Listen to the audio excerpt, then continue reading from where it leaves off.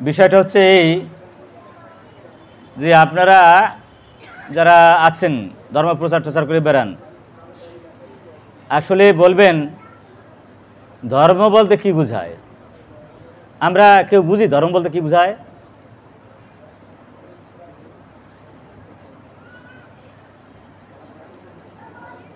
আসলে এই জগৎ সংসারে 14টা ধর্ম নাই, একটাই ধর্ম, একজনই ভগবান।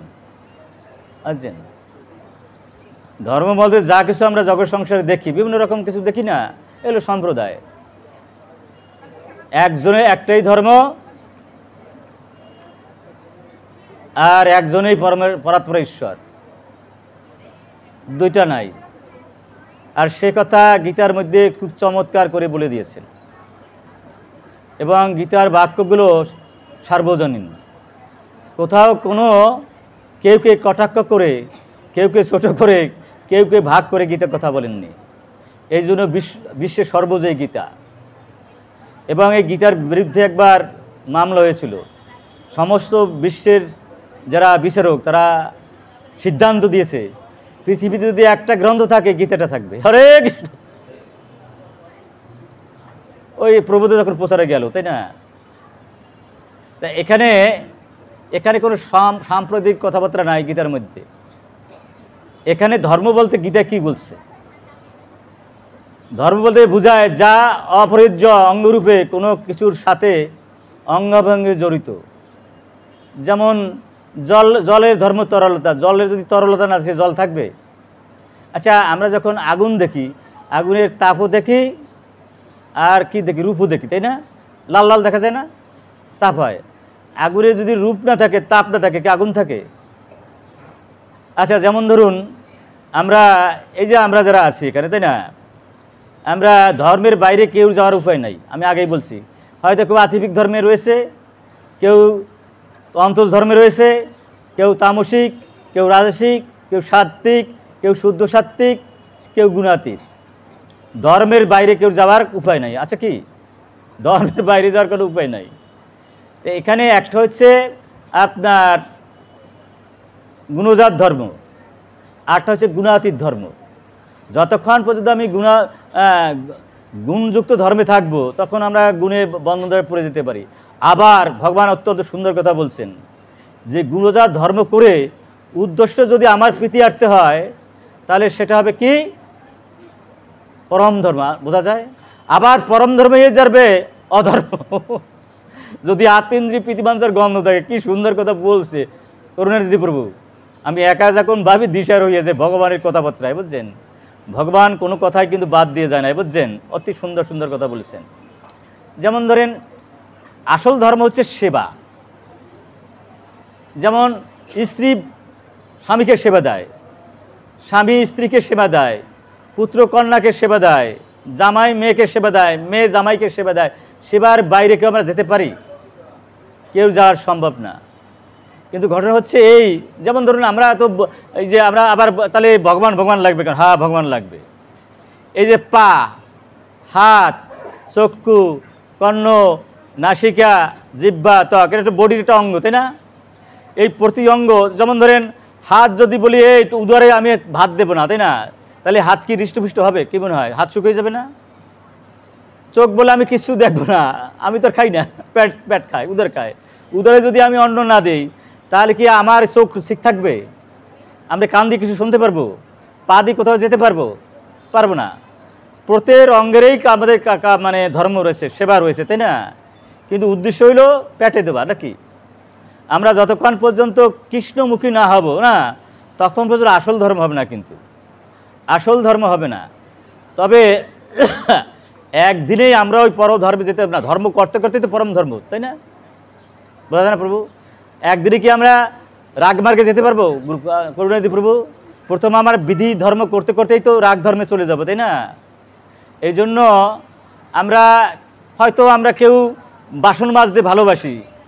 ধর্ম আমি গীতা ভাগবতে ধার দিয়ে হাঁটি না, শূদ্রের কাজ। আমি বেশি কিছুদিন আমি ওখানে মাছ দিই পারি, তাই না? কিন্তু আমি বাসন মাজা বাদ দিয়ে যদি ভাগবাট পাত করে দিতে যাই, আমি কিছু না বুঝি, লোকের কি বুঝাবো নাকি? তাহলে ওই ধর্ম ত্যাগ করা কি ভালো? সধর্মে নিন্দা লাগছে। ভগবান কিন্তু ওই সাম্প্রদায়িক ধর্মের কথা বলে না, এই গুরুজাত ধর্মের কথা বলেছে, বোঝা যায় না? স্বধর্মে এখানে যে ভগবান বললেন যে শ্রেয়ান স্বধর্ম বিগণ, যদি স্বধর্ম করতে গেলে এটা ত্রুটি বিস্তৃত হয় সেটা ছাড়ার কোনো দরকার নাই। পরধর্ম স্বনিষ্ঠিতাৎ স্বধর্মে নিধনাংশ পরধর্ম ভয়াবহ, ভগবান তো এই কথাই বলছেন, তাই না? তো এখন এখানে বিষয় হচ্ছে এই যে আমাদের যতক্ষণ পর্যন্ত আমরা গুণের মধ্যে থাকবো, স্বভাবনীত ধর্মের মধ্যে থাকবো, বুঝলেন? এই জগৎ সংসার কেউ ধর্ম ত্যাগ করতে পারে না, ধর্ম ত্যাগ করার কোনো সুযোগ নাই। আমি যে কোনো সম্প্রদায় থাকি, আমি এক সম্প্রদায় ছেড়ে দিয়ে অন্য সম্প্রদায় গেলাম, আমি কি সেবার বাইরে যেতে পারবো? আমি ব্যবহারিকের সেবা করতে হবে না? ছেলের মেয়ের সেবা করতে হবে, স্ত্রী স্বামীর সেবা করতে হবে, সে যে ধর্মের থাকি, যে সম্প্রদায় থাকি, এর বাইরে যেতে পারবো? সেবার বাইরে কি যেতে পারবো? আমাদের সবারই সেবা করতে হবে, সেবার বাইরে যাওয়া আমাদের সুযোগ নাই। এই জন্য দেখা যায় ধর্ম ত্যাগ করার কোনো সুযোগ নাই। সম্প্রদায় আমরা ত্যাগ করতে পারি, কিন্তু ধর্ম ত্যাগ করার কোনো আমাদের সুযোগ নাই। এখানে বলা হয়েছে স্বভাব নিয়তম ধর্ম, এটাকে এখানে বলা হইল যে ক্ষত্রিয়ের ধর্ম হলো যুদ্ধ করা, তাই না? এই যুদ্ধ করতে গিয়ে যদি আমি আমার ভাবশূন্য হওয়া যায়, ভগবানের প্রীত্যার্থে করা যায়, সেটা পরম ধর্ম হয়ে যাবে, বোঝা যায় না? যেমন অর্জুন করেছিল। অর্জুন প্রথম অবস্থায় বললেন যে আমি যুদ্ধ করব না, আমি ভিক্ষা করে খাবো, এরকম বলছিল তো নাকি? কিন্তু তার ধর্ম ছিল, ক্ষত্রিয়ের ধর্ম হলো যুদ্ধ করা, তার কি ভিক্ষা করা ধর্ম নাকি ধর্ম? কিন্তু এই ভাবটা তারা আসছিল কোত্থেকে? আমি আমার ভাত থেকে। আমি হচ্ছি কি? আমি হচ্ছি ভীষ্মের নাতি, আমি আছি অন্ধ ধৃতরাষ্ট্রের ভাই বেটা, ভাইয়ের ছেলে। এই আমি আমার ভাব থেকেই এই জঞ্জাল সৃষ্টি হয়। আমি আমার ভাব থেকেই, যেমন ধরেন আমরা অনেক সময় ইসকনের ভক্ত হইতে কষ্ট হয়, যে বেটা তুমি ইসকনে গেলে চাকরি বাকরি ছেড়ে দিয়ে যদি যাও, তাই না? তোমার এই ইঞ্জিনিয়ার বানাইলাম, ডাক্তার বানাইলাম, তুমি কত রোজগার করবা, নাতিপতি হবে, কত আনন্দ ফুর্তি করবো নাকি? যখন এই ভাবনায় আমরা থাকি তখন সহজে ছেলেরা ধার্মিক বানাতে চাই না, না এর চাই কামাই রোজগার করবে, অমক তমক করবে, কিন্তু বস্তুত অর্থে সেটা কিন্তু সঠিক সিদ্ধান্ত নয়, সঠিক সিদ্ধান্ত না।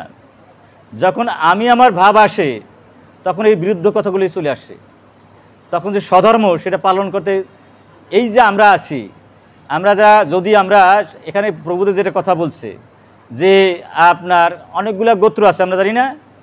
গোত্র জানি কয়টা? করুণানিধি প্রভু, গোত্র কয়টা? 52টা গোত্র আছে, তাই না? তাই 52টা গোত্রের মধ্যে আমরা তো কাশ্যপ গোত্র আছি, আলিমান গোত্র আছে, আর কত কত গোত্র আছি না? তা এই যে গোত্র আছি, এই গোত্রগুলো যখন আমরা থাকি তখন আমাদের অনেক সময় সাম্প্রদায়িক ধর্মের মধ্যে আমরা চলে যাই, তাই না? এবং তখন আমাদের একজনের কাছে আর একজনের কাছে যেন আলাদা আলাদা মনে হয়, এরকম হয় না? আলাদা আলাদা। আবার যখন প্রবৃত্তির মার্গের ধর্ম আর নিবৃত্তির মার্গের ধর্মের মধ্যে দুই ধর্ম বাজে, তখন ওই ধর্মের থেকে ওই ধর্ম একটু আলাদা মনে হয়, এরকম হয়। কিন্তু যারা প্রবৃত্তির মার্গে ধর্ম আছে করবে, তাই না, তারা ভোগের মধ্যে নিয়ে ভগবানকে ডাকবে, আর যারা নিবৃত্তির মার্গে ধর্ম করবে তারা ভোগ শূন্য হয়ে ভগবানের ডাকবে, তারা একটু পার্থক্য হয়ে যায়। কিন্তু এখানে একটা সুন্দর জিনিস বলেছে, আমরা যদি অচ্যুত গর্তে ঢুকতে পারি, অচ্যুত গর্তে ঢুকতে পারি, অচ্যুত গর্ত, তখন ওই সর্বশ্রেষ্ঠ হয়ে যায়। অচ্যুত গোত্র মানে হচ্ছে ভগবানের গোত্র। আমি ব্রাহ্মণ হয়ে ক্ষত্রিয় বৈশ্য হই, আমি ব্রহ্মচারী হই, বানপ্রস্থ হই, গৃহস্থ সন্ন্যাসী যাই হই, আমার গোত্র হলো অচ্যুত গোত্র, তাই না? আচ্ছা, এই 52 গোত্রের মধ্যে সর্বশ্রেষ্ঠ গোত্র হয়েছে অচ্যুত গোত্র, ভগবানের গোত্র, শ্রীকৃষ্ণের গোত্র, এটার নাম হচ্ছে অচ্যুত গোত্র। যদি অচ্যুত গোত্রে যেতে পারি সেটার সর্বোত্তম কাজ হয়, বুঝলেন? সেই কথাটাই এখানে ভগবান এখানে প্রবোধ গীতার মধ্যে বলছে যে যতগুলি ধর্মমত আমরা দেখি, যতগুলো দেখি না, এটার সর্বোত্তম আমাদের সর্বোত্তম কাজটি হবে যদি আমরা অচ্যুত গোত্রে যদি প্রবেশ করতে পারি, তাহলে সব সমান হয়ে যাবে, সমস্ত বিভেদ থেকে আমরা মুক্তি লাভ করব, সমস্ত বিভেদ, কোনো বিভেদ থাকবে না। যেমন ধরে ইসকনে যেটা হচ্ছে, এটা আমরা সবাই অচ্যুত গোত্রে প্রবেশ করেছি, তাই না? এখানে ব্রাহ্মণ ক্ষত্রিয় বৈশ্য শূদ্র যেই হোক আমরা এক কাতারে চলে আসছি, সবাই এক কাছেই করছি। ব্রাহ্মণ হোক আর বৈশ্য হোক শূদ্র হোক যার ক্ষত্রিয় হোক, যারাই ইসকনে ঢুকবে ভোর আরতি তার করা লাগবে, প্রসাদ খেতে হবে, নাম জপ করতে হবে, একাদশী করতে হবে, 4টে নিয়ম পালন করতে হবে, নাকি সবাই? তা সবাই সমান হয়ে গেছে না? তো এই জন্য আমাদের যদি একেবারে সঠিক ধর্ম যেটা, সেই সঠিক ধর্ম হচ্ছে অচ্যুত ধর্ম, অচ্যুত গর্ব ধর্ম। সে সমস্ত বিশ্বে যদি এই ধর্ম পালন করে তাইলে কোনো বিভেদ হবে না, কোনো হানাহানি নাই, কোনো গণ্ডগোল থাকবে না, আমরা একই পরিবারে ভুক্ত হয়ে যাব এবং আমাদের কি হবে, বসুদেব কুটুম্ব হয়ে যাব এবং ভগবানের সাথে আমাদের সম্পর্ক হয়ে যায়। আমরা কি হব, সবাই ভগবান শ্রীকৃষ্ণের সন্তান রূপে আমরা সবাই ভগবান শ্রীকৃষ্ণের সেবক হয়ে যাব। এটাই সর্বোত্তম, এটার নাম অচ্যুত ধর্ম। এই অচ্যুত ধর্ম প্রবেশ করতে হলে বেশি কঠিন জিনিস না, একটু 4টা নিয়ম পালন করতে হয়। প্রণম দ্যুতম স্ত্রীষুণ যত্র অধর্ম চতুর্বিধম, এটা কলির স্থান, তো এটা ছেড়ে দেওয়াই যায়। কলির স্থান যে পান বিড়ি খাওয়া, তারপর তাস পেশা খেলা, অবৈধ স্ত্রীর সঙ্গ, জীবাত্মা মহাপাপ, হ্যাঁ এটা। আর যেটা মহাপুরু বলে দিয়েছেন যে এই 4টা করার পরও তোমার জীবনে অনেকটা ব্যর্থতা আসতে পারে, সেটা কি?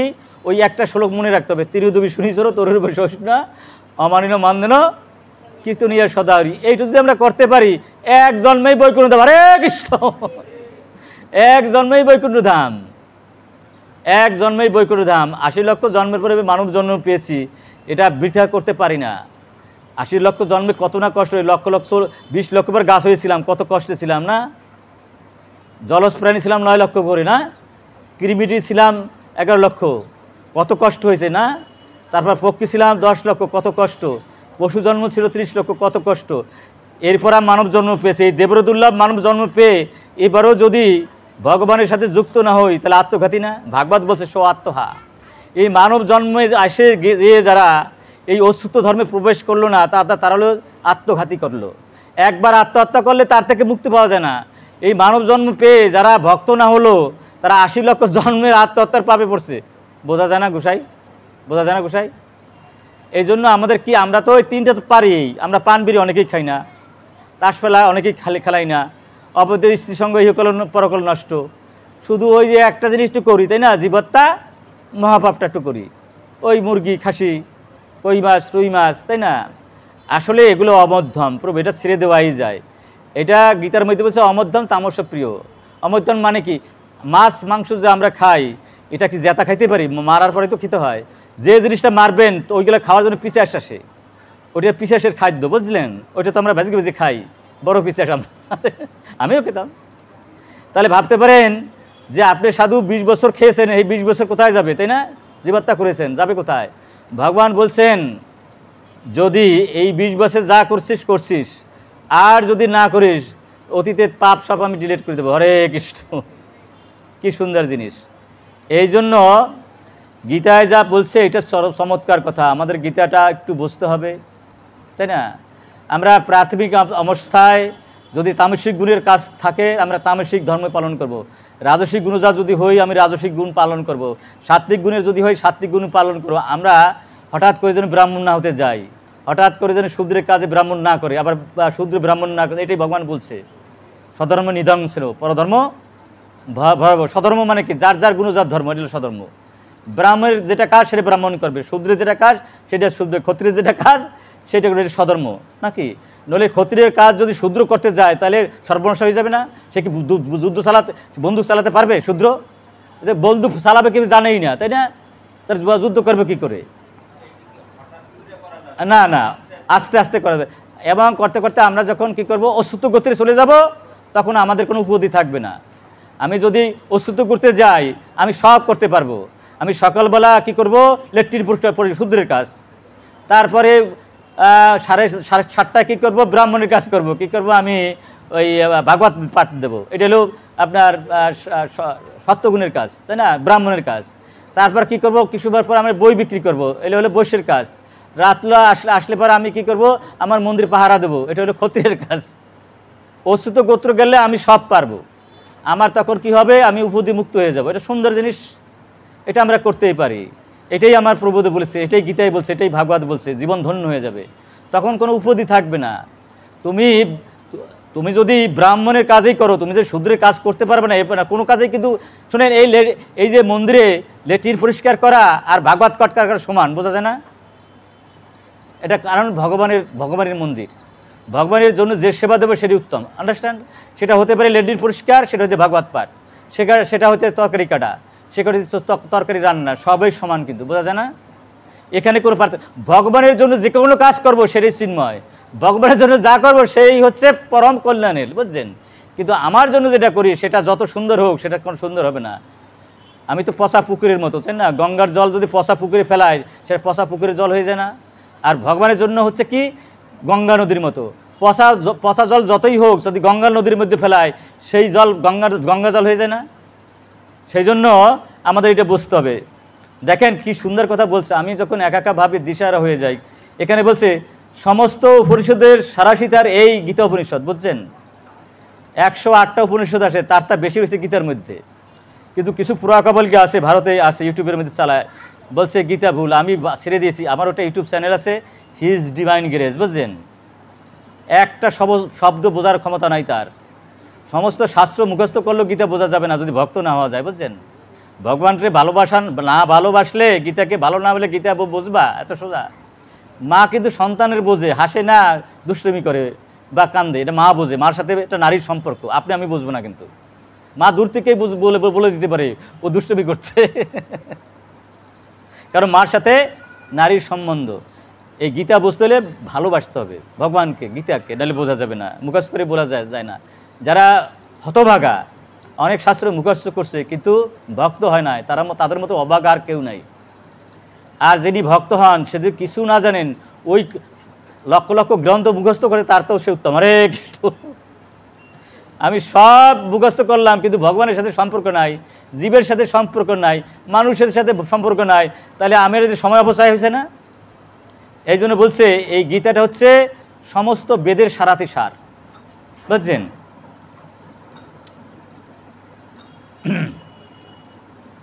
এখানে বলছে ভগবদ গীতা ঠিক একটি গাভীর মতো, এবং রাখাল বালককে প্রসিদ্ধ ভগবান শ্রীকৃষ্ণ এই গাভীকে দহন করছেন। কি সুন্দর কথা বলছে। অর্জুন যেন ঠিক গোবর্ষের মতো এবং জ্ঞানীগুণী শুদ্ধ ভক্তরা ভগবদ গীতার এই অমৃতময় দুগ্ধ পান করছেন। কি সুন্দর কথা।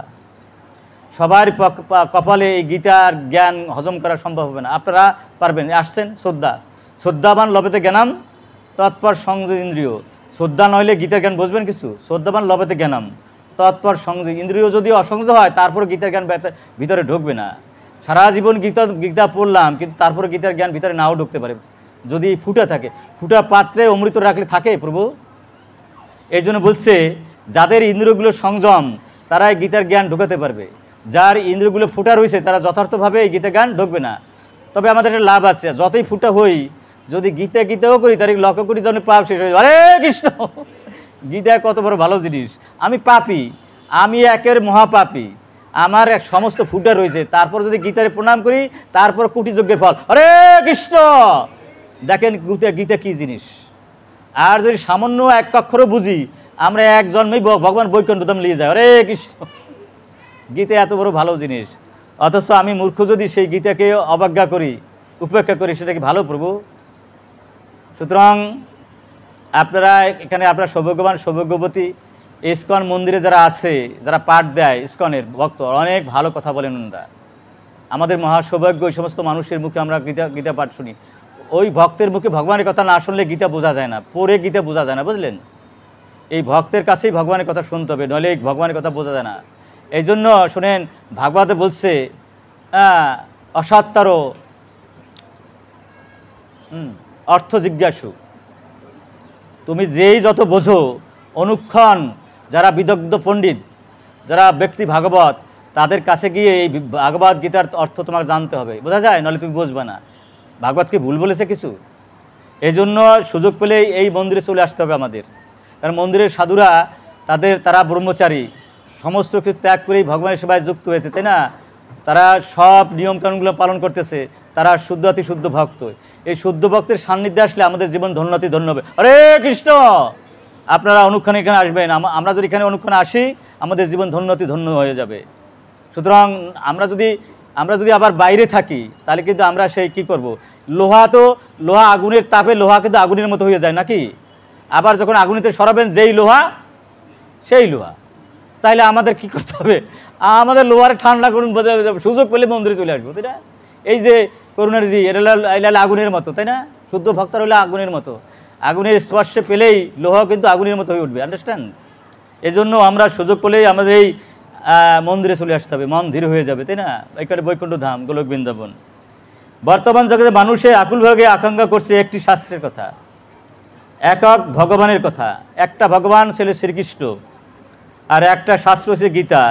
একটি ধর্মের একটাই ধর্ম ছিল সেবা। এই জগৎ সংসারে 14টা ধর্ম নাই, একটাই ধর্ম আছে। ব্রাহ্মণ, ক্ষত্রিয়, বৈশ্য, শূদ্র, হিন্দু, মুসলমান, বৌদ্ধ, খ্রিস্টান যাই হোক, যে নাম ধরি না কেন, সেবার বাইরে আমরা কেউ যেতে পারবো না, বোঝা যায়? আমি যদি ব্রাহ্মণ, আমরা যদি খ্রিস্টানও হই, আমার ছেলের সেবা দিতে পারে না, মেয়ের সেবা দিতে পারে না, বাবার সেবা দিতে পারে না, এই সেবায় কিছু লাভ হবে, পরম লাভ হবে না, তাই না? সর্বোত্তম লাভ হবে যদি ভগবানের সেবা দিই, তাই না? আমার বাবা, আমার মা, আমার ভাই, আমার বোন কি পরম কিছু দিতে পারবে, মুক্তি দিতে পারবে? আমার বাবা, আমার মা, বন্ধু বান্ধব দিতে পারবে না। সে জড়জগতে কিছু সুখ সুবিধা দিতে পারে, তাই না? কিন্তু এই মুক্তি কে দিতে পারে? ভগবান। সেই জন্য ভগবানের সেবাই সর্বোত্তম ধর্ম। সর্বোত্তম ধর্ম হচ্ছে ভগবানের সেবা। আর জগৎ সংসারে একটাই ধর্ম রয়েছে, দুইটা ধর্ম নাই। হিন্দু, মুসলমান, বৌদ্ধ, খ্রিস্টান যাই কিছু বলেন, এই গীতার মধ্যে বলছে একটাই ধর্ম, সেটা হলো সেবা। সেবার বাইরে কেউ যেতে পারবে না, সম্ভব না, সে যে নামধারী হোক না কেন, ডাক্তার, ইঞ্জিনিয়ার, জজ, ব্যারিস্টার। তবে সেবার মধ্যে কিছু পার্থক্য আছে, তামসিক সেবা, রাজসিক সেবা, সাত্ত্বিক সেবা, তাই না? অন্তঃসেবা, আতিভিক সেবা। কিন্তু যদি আমরা গুণাতীত সেবা দিতে পারি, হ্যাঁ, সেটা গুণাতীত সেবা কি? আকাঙ্ক্ষা শূন্য হয়ে, দেহত্ব বুদ্ধি শূন্য হয়ে, আমি আমার ভাব শূন্য হয়ে ভগবানের পিতার্থে যদি সেবা দিতে পারি, সেটা হলো সর্বোত্তম। হরে কৃষ্ণ, যেটাই সাধুরা করতেছে, তাই না? যারা সাধুরা করে, আমার গুরু মহারাজ করছে, প্রবোধ করেছে, ইস্কনের বড় বড় শুদ্ধ ভক্তরা করছে, স্বর্গ সমরে করতেছে, হ্যাঁ। সেটা আমরা তো মানুষ। আর প্রভু তো বলছে তোমরাও রাগমার্গের ভক্ত, একদিন বিধিমার্গ করতে করতে তোমরাও সবাই রাগমার্গে যাবে। ভক্তি সিদ্ধান্ত সরস্বতী ঠাকুর বলেছেন এবং রূপ গোস্বামী বলেছেন, আমরা রূপানুরূপ, রূপের আদেশেই প্রভু এই কাজটা করেছেন। এই জন্য আমরা রূপের বংশধর। রূপ আমাদের শিখাচ্ছেন যে তোমরা বিধিমার্গ করতে করতে একদিন রাগমার্গে যেতে পারবা, তবে বিধি ধরে ছিল না। তোমরা সুযোগ পেলেই সাধুসঙ্গ করবা, সুযোগ পেলেই ভাগবত কথা শ্রবণ করবা, সুযোগ পেলেই নাম জপ করবা, আর সুযোগ ছাড়াও চেষ্টা করবা নাম জপ করতে, ভাগবত কথা শ্রবণ করতে। কারণ বলছে নষ্ট প্রয়াস অবদেশ নিত্যম ভাগবত সেবা। যদি তুমি ভাগবত কথা না শ্রবণ করো তাহলে তোমার সবচেয়ে বড় শত্রু কর্তৃত্ব অভিমান নিয়ে ভোগের বাসনা, সেটা যাবে না।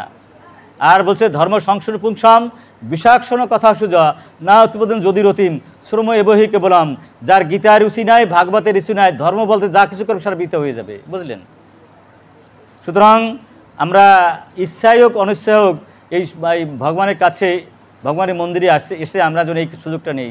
তবে আমরা যারা চাকরি বাকরি করি, শুক্রবার শনিবার আসার সুযোগ হয়, ইচ্ছা করলে সব সময় পাওয়া যায়। আমি তো গভর্নমেন্ট কলেজের প্রিন্সিপাল ছিলাম, আমার ওই শত শত মানুষ কন্ট্রোল করতাম, হাজার হাজার মানুষ, কিন্তু একদিনও তো ভাগবত পাঠ বাদ দেয় নাই, নাম জপ করা বাদ দেয় নাই। কি না বাদ দিয়েছে একদিনও না। ছোট্ট একটা গল্প একেবারে 1 মিনিটে শেষ করি। কয়েক কোটি টাকা নিয়ে আসলাম সরকার থেকে, তারা যারা নেতা আছে না, ওরা কিছু ভাগ দেন, আপনি নেন 5 কোটি, আমাকে দেন 1 কোটি, রেকর্ড হয়ে যাচ্ছে, যাক, তাতে কিছু আসে যায় না। আমি বললাম এটা ভগবানের, এটা হলো সরকারের টাকা, আমার কি, আমার তো হিসাব দিতে হবে। আমি 1 পয়সাও দেবো না, 1 পয়সাও নেব না, নেই নয় দেই নাই। তখন তো তালা দিয়ে দেয়, বোঝা যায় না?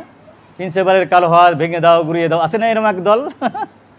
আমি কি করছি, পিছন দিয়ে বেরোইয়া ওই পাশের বাড়ি ভাগবত পাঠ করতেছি, আর ওকে কই সারে কই, ওকে ওই বাড়ি পাঠ করে। তো বিষয়টা ইচ্ছা থাকলে ভাই উপায় হয়, বুঝলেন? আমরা যে শ্রুতা দেই লেম এক্সকিউজ, যে আমার অমুক কাম তমুক কাম, আরে আমি ভাত খাওয়া কি একদিন বন্ধ করি? ঘুমানো কি একদিন বন্ধ করি? তাহলে কি ভাগবত পাঠ বন্ধ করবো কেন? ভাগবত শোনা বন্ধ করবো, সাধুসঙ্গ বন্ধ করবো, একদিনই খাওয়া বন্ধ করি? এটা লেম এক্সকিউজ, বাজে ওজোর বলে, তাই না? এখানে বলছে যদি তুমি আমাকে পেতে চাও, প্রতিনিয়ত অনুক্ষণ এই ভাগবত সঙ্গে, কৃষ্ণ সঙ্গে থাকো, তাহলে সংসার চলবে। রান্নার সময় ভগবানের কথা বলা যায়, শোনা যায়, চিন্তা করি। এই অপারেশন করার সময় ভগবানের কথা ভাবা যায়, ভগবান অপারেশন করতেছি তুমি দেখো, এরকম হয় না? পারা যায় না? চেন্নাইতে যেটা দেবী সেটি, ও তো 24 ঘন্টায় ওই কাম করে। তাহলে আমি কি করি? ভগবান আমার দিয়ে অপারেশন করায়। আমি যখন অপারেশনে যাই তখন বেশি বেশি ভগবানের চিন্তা করি। করা যায় না অপারেশনের সময়? দেবী সেটির মতো এত বড় ডাক্তার হবে? তা সে যদি পারে, তাই আমরা যদি ডাক্তার ইঞ্জিনিয়ার জজ ব্যারিস্টার হয়ে বলি ভাই সময় পেন, এটা ঠিক কথা? এটা ঠিক কথা না। ওটা একটু চিন্তা একটু নিজকে মানাই নিলেই বুঝাই নিলেই হয়। এই জন্য ভগবান বলছে অহর্নিশি সুযোগ পেলেই কৃষ্ণকে রান্না করার সময়, ঘুমানোর সময়, ব্যবসা করার সময়, বাণিজ্য করার সময়, চাকরি করার কোন সময় না পারা যায়? ভাবতে হয় সব কিছু ভগবানের জন্য করছি, তাহলেই তো পারা যায়। ব্যবসা ভগবানের, চাকরি ভগবানের, বউ ভগবানের, ছেলে ভগবানের, সংসার ভগবানের, ব্যাংক ব্যালেন্স ভগবানের। এই ভাবনাটা যদি থাকে তাহলে 24 ঘন্টা ভাবা যায় না? 24 ঘন্টায় ভাবা যায়। কিন্তু দুর্ভাগ্য হলো সত্য, আমরা কলির তাড়নায়, মায়ার তাড়নায় আসল জিনিস ভুলে যাই। হায় রেখে পোড়া কপাল। এই জিনিস ভুললে এই 80 লক্ষ জন্মের পরেই মানব জন্মের বৃত হয়ে যাবে।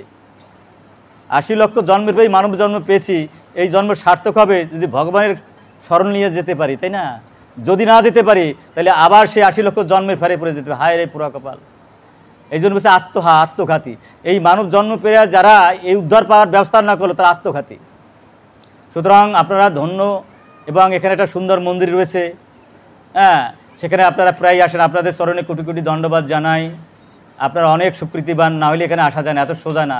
লক্ষ লক্ষ মানুষ আসছে এই আপনার শহরে। কয়জন আমরা আসি যারা সুকৃতিবান, যাদের সুকৃতি জন্মেছে, তারাই সাধু সঙ্গের সুযোগ পায়। প্রথম হলে সুকৃতি, তারপর সাধুসঙ্গ, তখন ভজন ক্রিয়া না। তাহলে এই সাধুসঙ্গ যারা পেলো তার নিশ্চয়ই স্বীকৃতি হয়েছে। আপনাদের চরণে কোটি কোটি ধন্যবাদ জানাই। তবে দুইটা কোনো ধর্ম নাই, একটাই ধর্ম, সেটা হলো সেবা। যা কিছু দেখেন এলে সম্প্রদায়, মারামারি করার সুযোগ নাই। আর কেউরে ছোটো করে দেখা যাবে না, কেউকে অপমান করা যাবে না। জীবের সম্মান দেবে জানি কৃষ্ণ অধিষ্ঠান। আমারে যে অপমান করে তাকে বলি আমার পরম বন্ধু, কারণ সে আমার কর্মফল নিয়ে যাচ্ছে, তাই না? যদি অপমানিত হন তখন হাসবেন। আপনার যে কষ্ট দেয় সে আপনার কর্মফল নিয়ে যাচ্ছে, তাহলে সে আমার পরম বন্ধু, তাহলে রাগ হবেন কেন? আমাদের যে দুঃখ কষ্ট দেয় আমরা কখনো তাদের পর আবার রাগান্বিত হই না, কারণ সে তার কর্মফল দিয়ে দিচ্ছে, তার যে ভজন ক্রিয়া আমারে দিয়ে দিচ্ছে, তাহলে তারপরে রাগান্বিত হবো কী জন্যে? সেই জন্য আমাদের যে কোনো মূল্যে মানুষের উপকার করা এলো ইসকন মানে কি? জগতের ইহকাল পরকালে উন্নত করা। এই দেখেন বজনিয়া কোন জায়গায় যেখানে যেন অত্যাচার আছে, ইসকনেরা প্রসাদ বিলি বন্টন, যেখানে বোমার ভয়তে সাধারণ সৈন্য যাইতে ভয় পায়, ইসকনের ভক্তকে সেখানে প্রসাদ দিচ্ছে। তারা জানে যদি ভগবান কৃষ্ণ নাই আমরা চলে যাব, আর না নিলে রাখে কৃষ্ণ, মারে কৃষ্ণ না রাখে। আর সৈন্যরা যাইতে ভয় পায়, সেখানে ইসকন ভক্তরা যে প্রসাদ দিচ্ছে। দেখছেন ইসকন কাকে বলে? ইসকনের একটাই ধর্ম, সেটা হচ্ছে সেবা। সেটা জীব সেবা এবং ভগবান সেবা, দুই সেবার মধ্যে ইসকন টিকে আছে। এবং যে আমাদের কষ্ট দেবে, দুঃখ দেবে, তারও সেবা দেবো। এবং 26টা গুণ আছে, তার মধ্যে সর্বশ্রেষ্ঠ গুণ হচ্ছে যে আমাকে অপমান করলো, যে আমাকে কষ্ট দিল তাকে সুখ দেওয়া, তাকে মান দেওয়া। হরে কৃষ্ণ, এই হলো সাধুর লক্ষণ, শ্রেষ্ঠ লক্ষণ। তাইলে ভগবান খুশি হয়, আর ভগবান খুশি হলে কি হয়? ভগবান তার বৈকুণ্ঠ ধামে নিয়ে যায়, তাই না? আত্মইন্দ্রিয় প্রীতিবাঞ্ছায় জীব কুটিবাঞ্ছা করে, কৃষ্ণের ইচ্ছা সেই ফল ধরে। ভগবান বলে আমি বেশি খুশি হই যখন দেখি একটা জীব অন্য যুগে শ্রেষ্ঠ উপকারটা করে। শ্রেষ্ঠ উপকারটা কি? কৃষ্ণ কথা শুনেই দেওয়া। শ্রেষ্ঠ উপকার কি? কৃষ্ণের সাথে সম্বন্ধ করে দেওয়া। শ্রেষ্ঠ উপকার কি? কৃষ্ণের সাথে যুক্ত করে দেওয়া। হরে কৃষ্ণ, এইটা ইসকন করতেছে। ইসকন কি করতেছে? শ্রেষ্ঠ উপকারটি করতেছে জগতে, তাই না? লক্ষ লক্ষ কোটি কোটি মানুষ আজ ভগবানে যুক্ত হয়ে ভগবানের সেবায় যুক্ত হচ্ছে নাকি? সর্বশ্রেষ্ঠ উপকার করছে। একটা ব্রহ্মাণ্ড দিলে বেশি কিছু দেওয়া হয় না প্রভু, মরার সময় কিছু নিয়ে যাওয়া যায়, কিন্তু মুহূর্তকালে যদি ভগবানের কথা শোনাই দেওয়া যায় সেটা সর্বোপকার হয়, এটা অক্ষয়।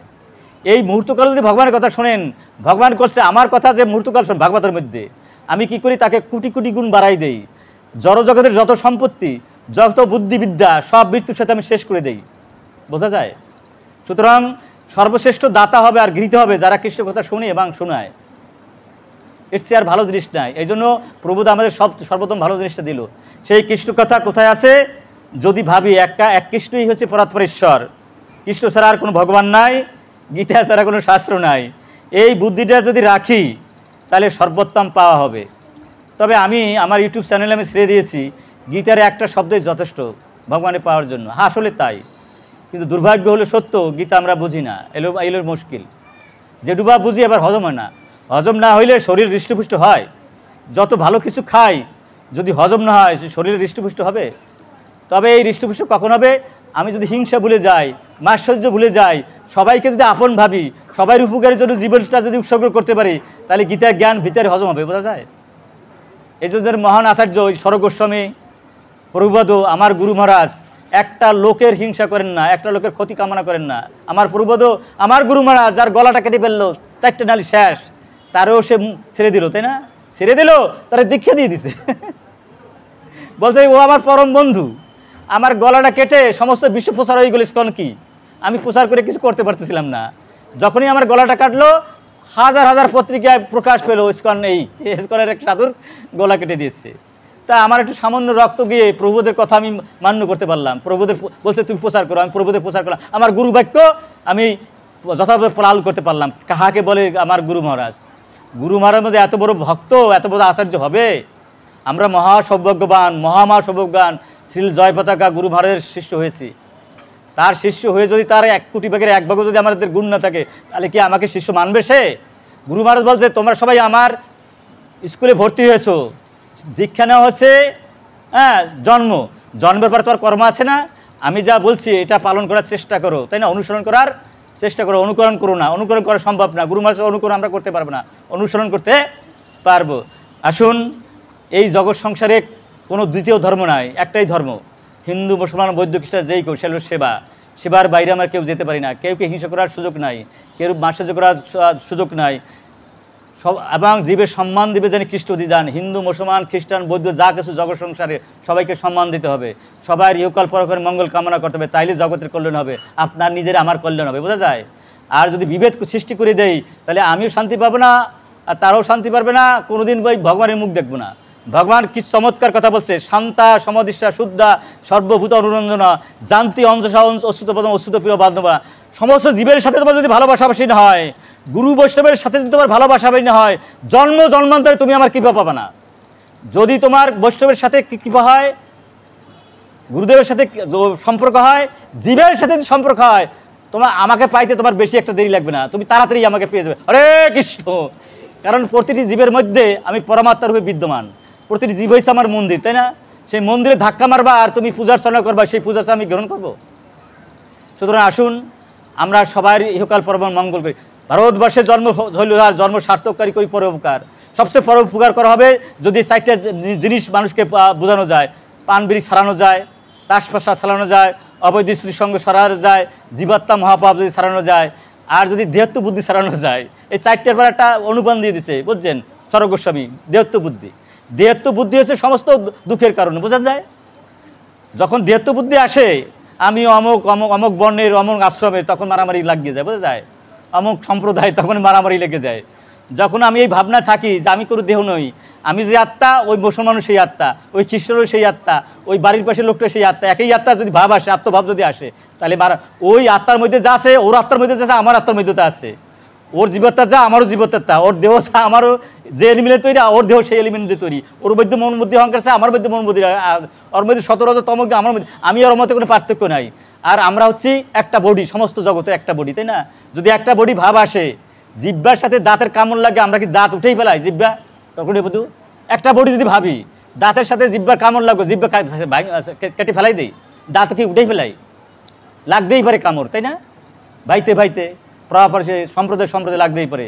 তার মানে এইটা আমরা যে ওটাকে, হ্যাঁ, আমরা কী করতে হবে? সহনশীল হতে হবে। তিরুদেবী সুরিশ তরুর সহিষ্ণু অমান্য মানদন কীর্তনীয় সদাহরি। এই জন্য ইসকন বিশ্বজয়ী হচ্ছে। ইসকনকে যতই যা কেউ বলুক, হেসে উড়িয়ে দিচ্ছে, কারণ ভাবছে এটা যে যে স্তরের মানুষ, সে সেই স্তরের কথা বলবে নাকি? যে যা না বোঝে সে যদি তাই বলে, সেটা তো ভুল বলবেই, তাই না? তাই বলে আমি যদি বুঝি, আমি কি তাকে আমি হেসে উড়িয়ে দেবো না? যে যে স্তরের মানুষ, সে তো সেই রকম কথা বলবে। সেই জন্য আমি যদি একটু বুঝবান হই, আমি কি তার লাগে মারামারি করতে যাব? আমার সহ্য করে থাকতে হবে, যে একদিন হয়তো বুঝাইতে একদিন বুঝবে, তাই না? সেই জন্য আমাদের মহাপুরুষ যে আদর্শ দিয়েছে, সেই আদর্শই, হ্যাঁ, জগাই মাধাই কি করলেন? তার মানে মেয়ের খেয়ে প্রেম দিলেন না, মার খেয়ে প্রেম দিলেন। দেখেন নিতাই আমার নিতাই কী করতে, যতক্ষণ পর্যন্ত জীব 16 না 32 অক্ষর না জপ করে, তত দুলাই কাল গড়াগড়ি যেত। বলুন জয় শ্রীকৃষ্ণ চৈতন্য, জোরে বলুন জয় শ্রীকৃষ্ণ চৈতন্য, জোরে জয় শ্রীকৃষ্ণ চৈতন্য প্রভু নিত্যানন্দ শ্রী অদ্বৈত গদাধর শ্রীবাস সাথী গৌর ভক্তবৃন্দ, হরে কৃষ্ণ কৃষ্ণ কৃষ্ণ হরে হরে, হরে রাম রাম রাম হরে হরে, জয় গুরু জয় নিতাই। নিত্যানন্দ প্রভু যতক্ষণ পর্যন্ত জীব এই 16 নাম 32 না বলতো ততক্ষণ ধুলায় গোড়া করে যেত। বোঝেন কি প্রচার কাকে বলে?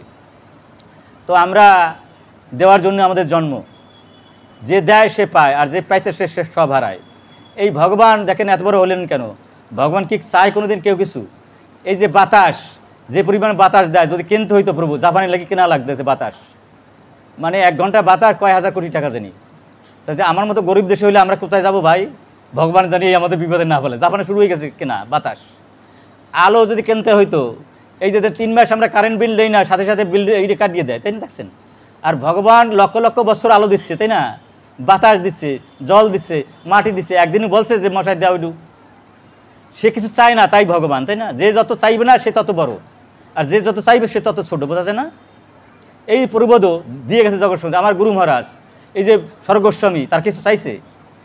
স্বর্গস্বামী পাইলেন, আপনার পাইলেন কি পরশমণি, তাও ধরল না, বুঝলেন? পা দিয়ে দেখাই দিল।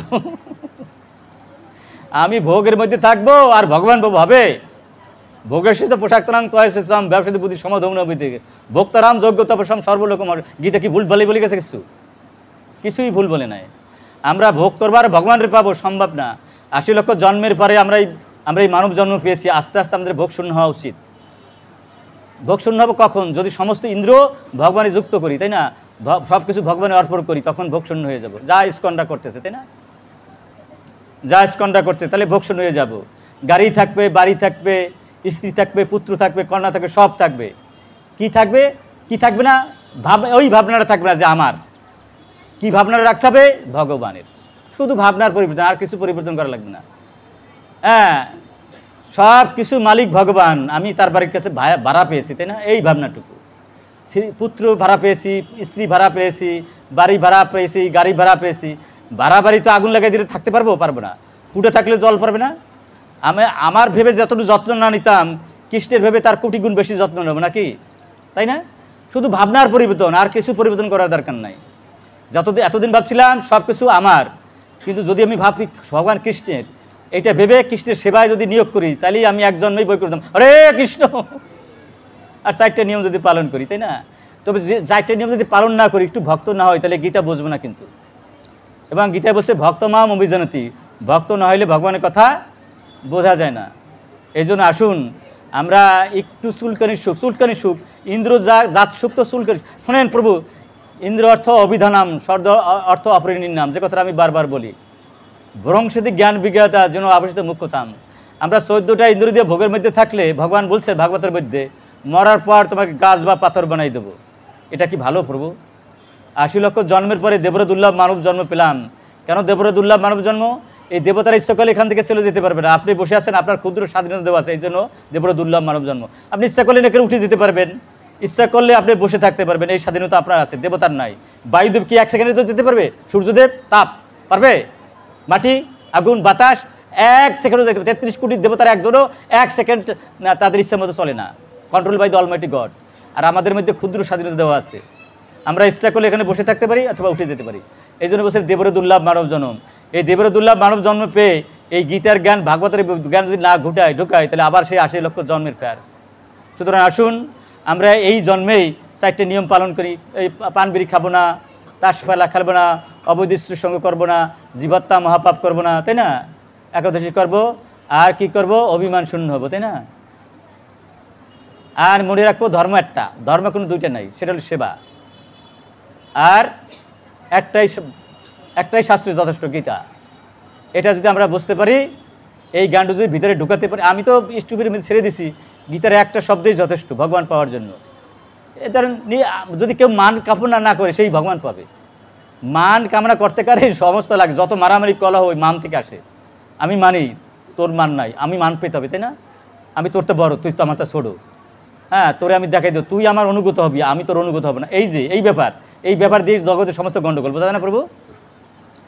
যদি আমি মান না চাইতাম, সবাইকে মান দিতে পারতাম, গণ্ডগোল বন্ধ হয়ে যেত। বুঝছেন?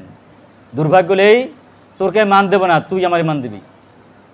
আমি তোর অনুগত হব না, তুই আমার অনুগত হবি, এই সমস্যা নিয়ে জগতে গণ্ডগোল, বুঝছেন? যদি আমরা অন্যকে মান দিতে পারতাম, নিজে মান না চাইতাম, এখানেই বৈকুণ্ঠ ধাম পরিণত হতো। হরে কৃষ্ণ। যাক, আমরা বলি জয় শ্রীকৃষ্ণ চৈতন্য, জোরে বলুন, জয় শ্রীকৃষ্ণ চৈতন্য প্রভু নিত্যানন্দ শ্রী অদ্বৈত গদাধর শ্রীবাসাদি গৌর ভক্তবৃন্দ। হরে কৃষ্ণ কৃষ্ণ কৃষ্ণ হরে হরে, হরে রাম রাম রাম হরে হরে। জয় গুরু, জয় নিতাই।